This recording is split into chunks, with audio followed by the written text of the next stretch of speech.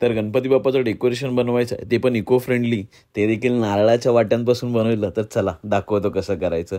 So मी होतो मुंबईमध्ये आणि माझा गणपती बाप्पा बसतो चिपळूणला माझ्या गावी, त्यामुळे मी इकडनं खूप साऱ्या गोष्टी घेऊन गेलो होतो. आणि महत्त्वाच्या त्यासाठी होते लागणार होत्या ह्या सुतळी, ज्या आपल्याला मस्जिद बंदरला भेटतील. गणेश गल्ली जी आहे CSTला, मस्जिद बंदरला ॲक्च्युली, तिकडे आपल्याला ह्या भेटून जातील.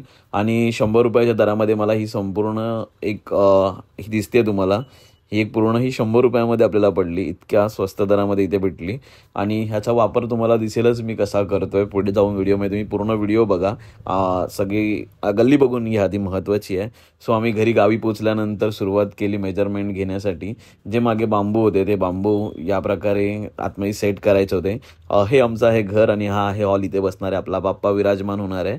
सो यासाठीची ही पूर्ण तयारी आणि मागे किती मोठे बांबू लागतील काय लागतील याचा सगळा अंदाज करून घेतला, ते कट करून घेतले. त्याचप्रमाणे माझ्याकडे ऑलरेडी एक प्लाय होता, तुम्ही प्लाय घेऊ शकता आणि त्यावरती पुट्टे असेंबल करून घ्या, जेणेकरून ते चांगले राहतील. आम्ही तर स्टॅपलर गनने ते असेंबल केले होते. मग पुन्हा एकदा घरात येऊन संपूर्ण पडदा आणि बॅकड्रॉप ऑलरेडी रेडी करून घेतला, कारण की नंतर मागे काही काम करता येणार नव्हतं. सो भारी प्रकारे इकडचा माहोल आता झाला होता आणि थोडीशी उशीर झाली होती. सो महत्त्वाची गोष्ट आहे, ज्या आपण करवंट्या घेणार आहेत, कमीत कमी 150 ते 200 करवंट्या लागू शकतात. त्या करवंट्या मागणं प्लेन करून घ्यायच्यात, जेणेकरून तुम्ही त्यांना नीट चिटकवू शकता आणि त्या चांगल्या घासूनही घेऊ शकतो आपण पॉलिश पेपरने.